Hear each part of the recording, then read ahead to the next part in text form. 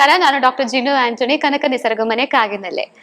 ಇವತ್ತಿನ ವಿಡಿಯೋದಲ್ಲಿ IBS ಅಂತ ಒಂದು ಕಾಯಿಲೆ ಬಗ್ಗೆ ಡಿಸ್ಕಸ್ ಮಾಡೋಣ. IBS ಅಂದ್ರೆ ಇರಿಟೇಬಲ್ ಬೌಲ್ ಸಿಂಡ್ರೋಮ್. ಆ ಹೆಸರಿರುವ ತರಾನೇ ಅದೊಂದು ಗ್ರೂಪ್ ಆಫ್ ಡಿಸೀಸ್ ಅಥವಾ ಗ್ರೂಪ್ ಆಫ್ ಸಿಂಡ್ರೋಮ್ ಇದೆ.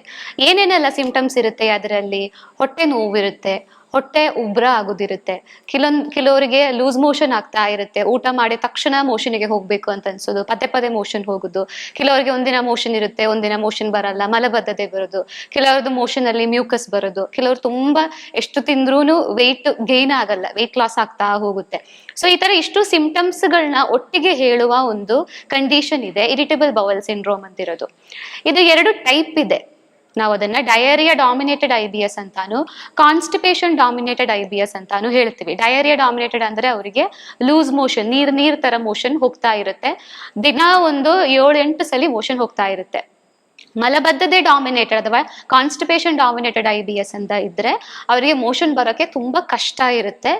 ಮೋಷನ್ ಹೋದ್ರೂ ಪೂರ್ತಿ ಹೋಗಿದೆ ಅಂತ ಸ್ಯಾಟಿಸ್ಫ್ಯಾಕ್ಷನ್ ಇರಲ್ಲ. ಹಂಗಿರೋರಲ್ಲಿ ಸ್ವಲ್ಪ ಡಿಪ್ರೆಷನ್, ಆನ್ಸೈಟಿ, ಮೂಡ್ ಸ್ವಿಂಗ್ಸ್, ಅದು ದಿಢೀರಿಂದ ಕೋಪ ಬರೋದು, ಸಿಟ್ಟು ಬರೋದು, ಈ ತರ ಕೆಲವೊಂದು ಸೈಕಲಾಜಿಕಲ್ ಇಶ್ಯೂಸ್ಗಳು ಕೂಡ ಕಂಡು ಬರುತ್ತೆ.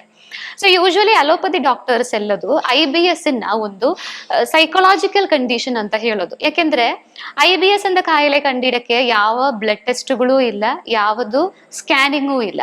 ನೀವು ಈ ಇಷ್ಟು ಸಿಂಪ್ಟಮ್ಸ್ ಗಳು ಹೇಳಿದ್ರಲ್ಲ, ಇಷ್ಟು ಸಿಂಪ್ಟಮ್ಸ್ ಗಳ ಕೇಳಿಕೊಂಡು ನೀವು ಒಂದು ಡಾಕ್ಟರ್ ಹತ್ರ ಹೋಗುವಾಗ ಅವರು CBC ಮಾಡ್ಲಿ, ಯಾವುದು ಬ್ಲಡ್ ಟೆಸ್ಟ್ ಗಳು ಮಾಡ್ಲಿ, ಸ್ಕ್ಯಾನ್ ಮಾಡ್ಲಿ, ಎಲ್ಲದು ನಾರ್ಮಲ್ ಅಂತಾನೆ ಬರೋದು. ಯಾವ ಬ್ಲಡ್ ಟೆಸ್ಟ್ ಅಲ್ಲಿನೂ ಇರಿಟೇಬಲ್ ಬೌಲ್ ಸಿಂಡ್ರೋಮ್ ಅಂತ ಡಯಾಗ್ನೋಸಿಸ್ ಆಗಿ ಒಂದು ಬರಲ್ಲ. ಸೊ ಇದಕ್ಕೆ ಎಷ್ಟು ಮೆಡಿಸಿನ್ಸ್ ಗಳು ಕೊಟ್ರು ಇದು ಕ್ಲಿಯರ್ ಆಗದೆ ಕಾರಣಕ್ಕೆ ಡಾಕ್ಟರ್ಸ್ ಏನ್ ಹೇಳೋದು, ಇದೊಂದು ಸೈಕಲಾಜಿಕಲ್ ಪ್ರಾಬ್ಲಮ್ ಇದೆ, ಇದು ನೀವು ಥಿಂಕ್ ಮಾಡೋದು, ಇದು ನಿಮ್ ಸ್ಟ್ರೆಸ್ ಇಂದ ಬರೋದು ಅಂತ ಹೇಳಿ ಏನಾದ್ರೂ ಒಂದು ಆಂಟಿ ಡಿಪ್ರೆಸೆನ್ಸ್ ಟ್ಯಾಬ್ಲೆಟ್ಸ್ ಇಲ್ಲ ಸ್ವಲ್ಪ ಆನ್ಸೈಟಿ ಕಡಿಮೆ ಆಗುವ ತರ ಟ್ಯಾಬ್ಲೆಟ್ಸ್ ಗಳನ್ನ ಕೊಟ್ಟು ಕಳಿಸ್ತಾರೆ. ಇದನ್ನ ಅವರು ಲೈಫ್ ಲಾಂಗ್, ಒಂದ್ಸಲಿ ನೀವು ಸ್ಟಾರ್ಟ್ ಮಾಡಿದೆ ಅಂತ ಅನ್ಕೊಳ್ಳಿ, ಲೈಫ್ ಲಾಂಗ್ ನೀವು ಟ್ಯಾಬ್ಲೆಟ್ಸ್ ಮೇಲೇನೆ ಇರ್ಬೇಕಾಗತ್ತೆ. ಸೊ ಈ IBS ಅಂತ ಕಾಯಿಲೆ ಒಬ್ರಿಗೆ ಬರೋದು ಹೇಗೆ ಅಂತ ನೋಡೋಣ. IBS ಅಂತ ಕಾಯಿಲೆಯಲ್ಲಿ ನಿಮ್ಗೆ ಗೊತ್ತಾಗ್ಬೇಕಾಗಿರುವ ಇನ್ನೊಂದು ಟರ್ಮ್ ಇದೆ, ಸಿಬೋ ಅಂತಿರೋದು. Small intestinal bacterial overgrowth ಅಂತ ನಾವು ಹೇಳ್ತೀವಿ. ಅದಕ್ಕೆ ಇದು ಹೆಸರೇನಂತ, small intestinal bacterial overgrowth. Small intestine ಅಂದ್ರೆ ನಮ್ದು ಚಿಕ್ಕ ಕರಳು. ಈ ಚಿಕ್ಕ ಕರಳಲ್ಲಿ ಬ್ಯಾಕ್ಟೀರಿಯಾಗಳದ್ದು ಓವರ್ ಗ್ರೋತ್ ಆಗುತ್ತೆ, ಅಂದ್ರೆ ಬ್ಯಾಕ್ಟೀರಿಯಾಗಳು ಸ್ವಲ್ಪ ಜಾಸ್ತಿ ಪ್ರಮಾಣದಲ್ಲಿ ಬೆಳೆಯುತ್ತೆ. ಇದೊಂದು ಕಂಡೀಷನ್ ಇದೆ. ಇದು ಯಾವ ಕಂಡೀಷನ್ ಅಲ್ಲಿ ಈ ತರ ಚಿಕ್ಕ ಕರಳಲ್ಲಿ ಬ್ಯಾಕ್ಟೀರಿಯಾಗಳು ಜಾಸ್ತಿ ಬೆಳೆಯೋದು? ನಮ್ಮ ಹೊಟ್ಟೆಯಲ್ಲಿ ಮನುಷ್ಯ ಕೋಶಗಳು ಎಷ್ಟಿದೆಯೋ, ಒಂದು 30 ಟ್ರಿಲಿಯನ್ ಹ್ಯೂಮನ್ ಸೆಲ್ಸ್ ಗಳಿದ್ರೆ 80 ಟ್ರಿಲಿಯನ್ ಬ್ಯಾಕ್ಟೀರಿಯಲ್ ಸೆಲ್ಸ್ ಗಳಿದೆ, ಬ್ಯಾಕ್ಟೀರಿಯಲ್ ಕೋಶಗಳಿದೆ ನಮ್ಮ ಬಾಡಿಯಲ್ಲಿ. ಇದರಲ್ಲಿ 80 ಟ್ರಿಲಿಯನ್ ಅಲ್ಲಿ ಒಂದು 90% ಬ್ಯಾಕ್ಟೀರಿಯಾಗಳು ಇರೋದು ನಿಮ್ದು ದೊಡ್ಡ ಕರಳಲ್ಲಿ. ಅಂದ್ರೆ ನಾವು ಏನೋ ಆಹಾರಗಳು ತಿನ್ನೋದು, ಜೀರ್ಣ ಆಗೋದು, ಮೋಷನ್ ಆಗೋದು, ಅಬ್ಸಾರ್ಬ್ ಆಗೋದು, ಇದೆಲ್ಲದೂ ಆಗೋದು ಮೇನ್ ಆಗಿ ಕರಳಲ್ಲಿ, ಕೊಳೋನಲ್ಲಿ. ಸೊ ನಿಮ್ಮ ದೊಡ್ಡ ಕರಳಲ್ಲಿನೇ 90% ಬ್ಯಾಕ್ಟೀರಿಯಾಸ್ಗಳು ಇರೋದು.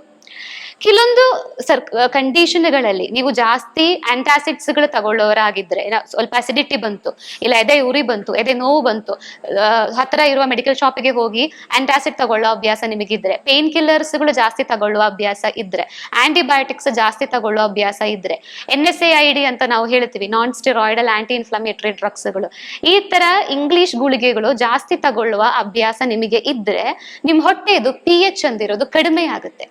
ಹೊಟ್ಟೆದು pH ಕಡಿಮೆ ಆಗುವಾಗ ಏನಾಗುತ್ತೆ, ದೊಡ್ಡ ಕರಳಲ್ಲಿ ಇರಬೇಕಾಗಿರುವ ಬ್ಯಾಕ್ಟೀರಿಯಾಗಳೆಲ್ಲದು ಸಣ್ಣ ಕರಳಿಗೆ ಬರುತ್ತೆ. ಎಲ್ಲಾದು ಒಳ್ಳೆ ಬ್ಯಾಕ್ಟೀರಿಯಾಗಳನ್ನೇ, ಬಟ್ ಅದು ಪೊಸಿಷನ್ ಚೇಂಜ್ ಆಗಿ ಚಿಕ್ಕ ಕರಳಿಗೆ ಮೈಗ್ರೇಟ್ ಆಗಿ ಬರುತ್ತೆ. ಈ ಚಿಕ್ಕ ಕರಳಿಗೆ ಬರುವಾಗ ಏನಾಗುದು, ನೀವು ಏನು ಶುಗರ್ ಇರುವ ಆಹಾರಗಳು ತಗೊಳ್ಳಿ ಅಥವಾ ಯಾವುದೋ ಆಹಾರಗಳು ತಗೊಳ್ಳುವಾಗ ಅಲ್ಲಿ ಇರಬೇಕಾಗಿರುವ ಬ್ಯಾಕ್ಟೀರಿಯಾಗಳೆಲ್ಲ ಇಲ್ಲಿ ಇರೋದು. ಈ small intestinal bacterial over growth ಆಗಿರೋದ್ರಿಂದ ನೀವು ತಿಂತಾ ಇರುವ ಆಹಾರ ಜೀರ್ಣ ಆಗಲ್ಲ, ಒಂದನೇದು. ಎರಡನೇದು, ನಿಮ್ ಕರಳಲ್ಲಿನೇ ಪೆರಿಸ್ಟಾಲ್ಟಿಕ್ ಮೂವ್ಮೆಂಟ್ ಅಂತ ಆಗೋದು. ನೀವು ತಿಂತಾ ಇರುವ ಆಹಾರ ಹೊಟ್ಟೆಯಿಂದ ಕರಳಿಗೆ, ಕರಳೆಯಿಂದ ದೊಡ್ಡ ಕರಳಿಗೆ, ದೊಡ್ಡ ಕರಳಿಂದ ಮೋಷನ್ ಹೋಗುವ ಜಾಗಕ್ಕೆ ಹೋಗಿ ನೆಕ್ಸ್ಟ್ ಡೇ ನಿಮ್ ಮೋಷನ್ ಕ್ಲಿಯರ್ ಆಗೋದು. ಇದಕ್ಕೆ ನಾವು ಪೆರಿಸ್ಟಾಲ್ಟಿಕ್ ಮೂವ್ಮೆಂಟ್ ಅಂತ ಹೇಳೋದು. ಈ ಮೂವ್ಮೆಂಟ್ ಇನಿಶಿಯೇಟ್ ಮಾಡೋದು ಎಲ್ಲಿ? ಸ್ಮಾಲ್ ಇಂಟೆಸ್ಟೈನ್ ಅಲ್ಲಿ. ಅದೇ ಸ್ಮಾಲ್ ಇಂಟೆಸ್ಟೈನ್ ಅಲ್ಲಿ ಒಂದು ಗ್ರೂಪ್ ಆಫ್ ಬ್ಯಾಕ್ಟೀರಿಯಾಗಳಲ್ಲಿ ಕೋಲೋನು ಕೂಡಿ ಒಂದು ಮನೆ ಕಟ್ಟಿ ಅಲ್ಲೇ ಜಾಸ್ತಿ ಬೆಳೆದಿದ್ರೆ ಏನಾಗುತ್ತೆ, ಈ ಮೂವ್ಮೆಂಟ್ಗೆ ಅಲ್ಲಿ ರೆಸ್ಟ್ರಿಕ್ಷನ್ ಆಗುತ್ತೆ, ಮೂವ್ಮೆಂಟ್ ಆಗಲ್ಲ. ಕೆಲವೊಂದು ಕೇಸಸ್ ಅಲ್ಲಿ ಮೂವ್ಮೆಂಟ್ ಆಗೋದೇ ಇಲ್ಲ, ಅವರಿಗೆ ಮಲಬದ್ಧತೆ ಆಗುತ್ತೆ, ಅದು ಕಾನ್ಸ್ಟಿಪೇಷನ್ ಡಾಮಿನೇಟೆಡ್ IBS ಅಂತ ಹೇಳೋದು. ಇನ್ನೊಂದು ಕೆಲವರಿಗೆ ಏನಾಗುತ್ತೆ, ಮೂವ್ಮೆಂಟ್ ಹೆಚ್ಚಿನ ಪ್ರಮಾಣದಲ್ಲಿ ಆಗುತ್ತೆ, ಅವಾಗ ಅವರಿಗೆ ಲೂಸ್ ಮೋಷನ್ ಆಗುತ್ತೆ. ಊಟ ಒಂದು ಮಜ್ಜಿಗೆ ಕುಡಿದ ತಕ್ಷಣ ಮೋಷನ್ಗೆ ಹೋಗ್ಬೇಕಂತ ಅನ್ಸುತ್ತೆ, ಏನಾದ್ರೂ ಊಟ ಮಾಡಿದ ತಕ್ಷಣ ಮೋಷನ್ಗೆ ಹೋಗ್ಬೇಕು ಅಂತ ಅನ್ಸುತ್ತೆ, ಇಲ್ಲ ಏನಾದ್ರೂ ಪ್ರೋಗ್ರಾಮಿಗೆ ಅಟೆಂಡ್ ಮಾಡಕ್ ಹೋಗ್ತಾ ಇದ್ದೆ, ಮದುವೆ ಅಟೆಂಡ್ ಮಾಡಕ್ ಹೋಗ್ತಾ ಇದೆ, ಏನಾದ್ರೂ ಟೆನ್ಷನ್ ಆಗುವಾಗ ಇಮಿಡಿಯೇಟ್ಲಿ ಮೋಷನ್ಗೆ ಹೋಗ್ಬೇಕು ಅಂತ ಅನ್ಸುತ್ತೆ. ಇದೆಲ್ಲದೂ ಈ ಸಿಬೋ ಅಥವಾ small intestinal bacterial overgrowth ಅಂತ ಒಂದು ಕಂಡೀಷನ್ ನಿಮ್ಮ ಚಿಕ್ಕ ಕರಳಲ್ಲಿ ಆಗುವ ಕಾರಣದಿಂದ. ಸೊ ಇದರದ್ದು ಮೂಲ ಕಾರಣ ಏನು ಅಂತ ಗೊತ್ತಾಯ್ತಲ್ಲ.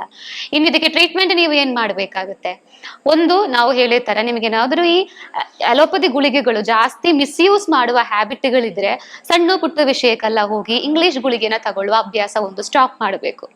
ಎರಡನೇದು, ನಾವು ನಮ್ಮ ಆಸ್ಪತ್ರೆಯಲ್ಲಿ ಚಿಕಿತ್ಸೆ ಕೊಡೋದು ಹೇಗಂದ್ರೆ, ಚಿಕ್ಕ ಕರಳಲ್ಲಿ ಈ ಓವರ್ ಗ್ರೋತ್ ಆಗಿರುವ ಬ್ಯಾಕ್ಟೀರಿಯಾ ಅದು ಮೇನ್ ಆಹಾರ ಅಂದಿರೋದು ಗ್ಲೂಕೋಸ್ ಮತ್ತೆ ಫ್ರಕ್ಟೋಸ್ ಇದೆ. ನಾವೊಂದು 10 ದಿನ 15 ದಿನ ಅಥವಾ ಒಂದು ತಿಂಗಳಿಗೆ ಏನ್ ಮಾಡ್ತೀವಿ, ಇವ್ರ ಡಯಟ್ ಇಂದ ಕಂಪ್ಲೀಟ್ ಆಗಿ ಗ್ಲೂಕೋಸ್ ಅನ್ನ ಫ್ರಕ್ಟೋಸ್ ಅನ್ನ ಸ್ಟಾಪ್ ಮಾಡ್ತೀವಿ. ಇಲ್ಲಿ ಬಂದು ಅಡ್ಮಿಟ್ ಆಗುವ ಫಸ್ಟ್ ದಿನದಿಂದಾನೇ ಅವರ ಡಯಟ್ ಆಹಾರದಿಂದ ಅನ್ನ, ರೊಟ್ಟಿ, ಚಪಾತಿ, ರಾಗಿ, ಸಿರಿಧಾನ್ಯ ಎಲ್ಲಾ ಗ್ಲೂಕೋಸ್ ನ ನಾವು ಸ್ಟಾಪ್ ಮಾಡ್ತೀವಿ. ಸೇಮ್ ಟೈಮ್ ಫ್ರಕ್ಟೋಸ್ ಅಂತ ಶುಗರ್ ಇದೆ, ಹಣ್ಣುಗಳಲ್ಲಿ ಇರೋ ಶುಗರ್. ಸೊ IBS ಅಂತ ಕಾಯಿಲೆ ಇರುವವರೆಗೆ ನಾವು ಹಣ್ಣುಗಳು ಕೊಡೋದಿಲ್ಲ, ಬಿಟ್ಟು ಬೇರೆ ನಾವು ಏನ್ ಕೊಡೋದು, ಬೇಯಿಸಿರುವ ತರಕಾರಿಗಳು, ತರಕಾರಿ ಸೂಪು, ಅದರಲ್ಲಿ ನಾವು ತುಪ್ಪ ಹಾಕ್ತೀವಿ, ಏನಿಗೆ, ಎನರ್ಜಿ ಸಲುವಾಗಿ. ನಾನ್ ವೆಜ್ ತಿಂತೀವಿ ಅಂದ್ರೆ ನಾನ್ ವೆಜ್ ಆಹಾರಗಳನ್ನ ಡಿಸ್ಚಾರ್ಜ್ ಮಾಡಿ ಹೋಗಿದ ನಂತರ ಆಡ್ ಮಾಡಕ್ ಹೇಳ್ತೀವಿ. ವೆಜಿಟೇರಿಯನ್ಸ್ಗೆ ಸ್ವಲ್ಪ ಜಾಸ್ತಿ ಮಜ್ಜಿಗೆ, ಮೊಸರು, ತುಪ್ಪ, ಬೆಣ್ಣೆ ಎಲ್ಲ ಯೂಸ್ ಮಾಡಕ್ ಹೇಳ್ತೀವಿ. ಸೊ ಇದನ್ನ ಈ ಫ್ಯಾಟ್ ಅಥವಾ ಈ ಕ್ಯಾಲೋರಿ ಯೂಸ್ ಮಾಡೋದ್ರಿಂದ ನಿಮಗೆ ತುಂಬಾ ಏನ್ ಹಸಿವು ಆಗಲ್ಲ. ಸೊ ಈ ತರ ಆಹಾರ ಪದ್ಧತಿ ನೀವು ಮಾಡ್ಲೇಬೇಕಾಗುತ್ತೆ, ಯಾಕೆಂದ್ರೆ ನೀವು ಎಷ್ಟು ಶುಗರ್ ತಿಂತೀವಿ, ಎಷ್ಟು ಫ್ರಕ್ಟೋಸ್ ತಿಂತೀವಿ, ಈ ಬ್ಯಾಕ್ಟೀರಿಯಾದ ಆಹಾರ ಅದು. ಈ ಬ್ಯಾಕ್ಟೀರಿಯಾಗಳಿಗೆ ಆಹಾರ ಕೊಡದೆ ಸಾಯಿಸ್ಬೇಕು ನಾವು. ಸೊ ಬ್ಯಾಕ್ಟೀರಿಯಾಗಳಿಗೆ ನೀವು ಒಂದು ಆಹಾರ ಕೊಡಬಾರದು, ಅದು ಒಂದನೇದು. ಎರಡನೇದು, ಒಳ್ಳೆ ಬ್ಯಾಕ್ಟೀರಿಯಾಗಳದ್ದು ಸಂಖ್ಯೆ ನೀವು ಹೆಚ್ಚು ಮಾಡಬೇಕು. ಒಳ್ಳೆ ಬ್ಯಾಕ್ಟೀರಿಯಾಗಳನ್ನ ಹೆಚ್ಚು ಮಾಡಕ್ಕೇನೆ ಪ್ರೋಬಯೋಟಿಕ್ಸ್ ಅಂತ ನಾವು ಕರೆಯೋದು. ಮೊಸರು ಆಗಲಿ, ಮಜ್ಜಿಗೆ ಆಗಲಿ, ತರಕಾರಿಗಳನ್ನ ಫರ್ಮೆಂಟ್ ಮಾಡಿ ಕೊಡೋದು, ಸಾರ್ಕ್ರೂಟು, ಕಿಮ್ಚಿ, ಈ ತರದನ್ನೆಲ್ಲದು ಪ್ರೋಬಯೋಟಿಕ್ ಅಂತ ಹೇಳ್ತೀವಿ. ಸೊ ಇದನ್ನ ನೀವು ನಿಮ್ ಡಯಟ್ ಅಲ್ಲಿ ಪ್ರೋಬಯೋಟಿಕ್ ಫುಡ್ಗಳನ್ನ ಜಾಸ್ತಿ ಆಡ್ ಮಾಡಬೇಕು. ಮೂರನೇದು, ಈ ಬ್ಯಾಕ್ಟೀರಿಯಾಗಳನ್ನ ಸಾಯಿಸ್ಲಿಕ್ಕೆ ಹೆಲ್ಪ್ ಆಗುವ ತರ ಹರ್ಬ್ಸ್ಗಳಿದೆ, ಔಷಧಿಗಳಿದೆ. ಗುಡ್ಚಿ ಅಂತ ನಾವು ಹೇಳ್ತೀವಿ, ನನ್ನಾರಿ ಅಥವಾ ಸೊಗದೆ ಬೇರು ಅಂತ ಹೇಳ್ತೀವಿ, ಏಷ್ಟಿ ಮಧು, ಲಿಕೋರೈಸ್ ಅಂತ ಹೇಳ್ತೀವಿ. ಸೊ ಈ ತರ ಗಿಡಗಳಿಂದ ಮಾಡಿರುವ ಕಷಾಯಗಳಿದೆ, ಆಯುರ್ವೇದಿಕ್ ಹರ್ಬಲ್ ಕಷಾಯಗಳು, ನಾವು ಅದನ್ನು ಕೊಡ್ತೀವಿ. ಸೊ ಇದನ್ನ ಮೂರು ಒಟ್ಟಿಗೆ ಇಟ್ಟುಕೊಂಡು ಒಂದು diet plan 1 month R 2 month depend, ಎಷ್ಟು ವರ್ಷದಿಂದ ನೀವು ಸಫರ್ ಹಾಕೊಂಡು ಇಲ್ಲಿಗೆ ಬರ್ತಾ ಇರೋದು ಅದರದ ಮೇಲೆ ಇರುತ್ತೆ, ಎಷ್ಟು ತಿಂಗಳು ನೀವು ಡಯಟ್ ಮಾಡಬೇಕು ಅಂತ ಇರೋದು. ಸ್ವಲ್ಪ ದಿನಕ್ಕೆ ನೀವು ಸ್ಯಾಕ್ರಿಫೈಸ್ ಮಾಡಕ್ಕೆ ರೆಡಿ ಇದ್ರೆ ಲೈಫ್ ಲಾಂಗ್ ನಿಮಗೆ ಇಷ್ಟ ಇರುವ ಆಹಾರಗಳು ಅದೆಲ್ಲದೂ ನಿಮಗೆ ತಿನ್ನಕ್ಕಾಗುತ್ತೆ. ಸೊ IBS ಅಂದಿರೋದು ಒಂದು ಎಲ್ಲರದು ಭಾಷೆಯಲ್ಲಿ ಒಂದು ಲೈಫ್ ಲಾಂಗ್ ಕಾಯಿಲೆ.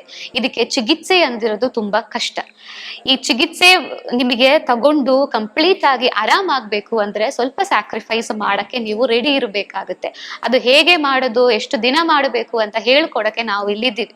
ಸೊ ಈ ವಿಡಿಯೋ ನಿಮಗೆ ಇಷ್ಟವಾದಲ್ಲಿ, ಯಾರಾದ್ರೂ IBS ಕಾಯಿಲೆಯಿಂದ ಕಾಡ್ತಾ ಇದ್ರೆ ಈ ವಿಡಿಯೋ ಅವರಿಗೆ ಶೇರ್ ಮಾಡಿ ಅಂತ ಹೇಳುತ್ತಾ ಧನ್ಯವಾದ.